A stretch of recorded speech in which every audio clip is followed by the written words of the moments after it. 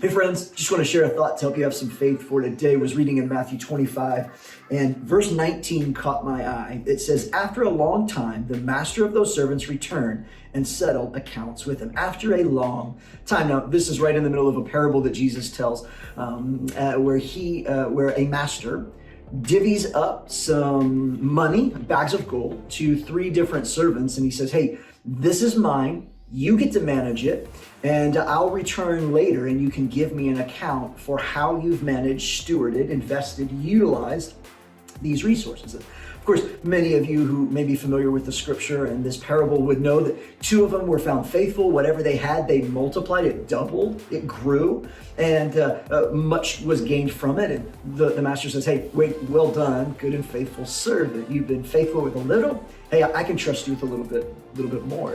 There was one servant, though, who lived in fear, buried the things that the master gave them, hid it away, didn't utilize it, and out of fear, just kind of self-preserved. And when the master returned, the master looked at him and says, you are wicked and lazy, and actually took away what wasn't used properly and gave it to someone else, redistributed those things. And the thing that I found encouraging today was that the scripture says the master was a long time in returning. In other words, if you think about it, who knows if the one steward who was giving 5 bags of gold, if at one point maybe he grew it to 6, and then all of a sudden the market fluctuated or made a bad choice or investment, and maybe it shrunk back to 3 at one point. But by the end, or by the time the master came, it had doubled. He went from 5 to and moved on beyond that. Well, I think that's encouraging because it doesn't give us the specifics of what they did to invest it. It doesn't give us the specifics of it was always up and to the right in their growth and multiplication, that life ebbs and flows. And here's what I know to be true about my life and probably is true about your life is that there are some areas where you have time, talents, and treasures to invest and utilize for God's glory, but maybe you haven't. Maybe your life is filled with some regrets where you're like, I kind of missed that one. Or I really haven't been living wise financially and I feel like it's just too late.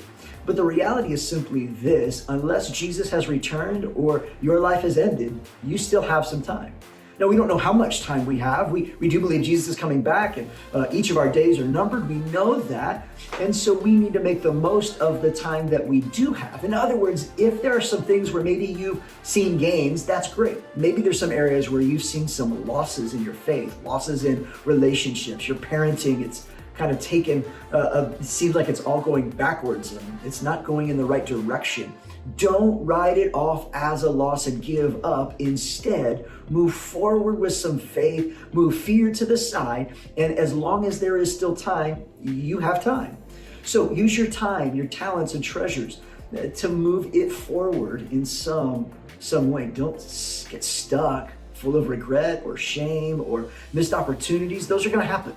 But move forward because you do still have some time. So how today can you invest your time, your talents, your treasure to move relationships and opportunities forward in a God-honoring way? Do that little by little. Take a step forward today and see how it might rebound the things that you've been able to steward. Hey, that's it for me today. Well, this helped you have some faith for today. Let's move forward.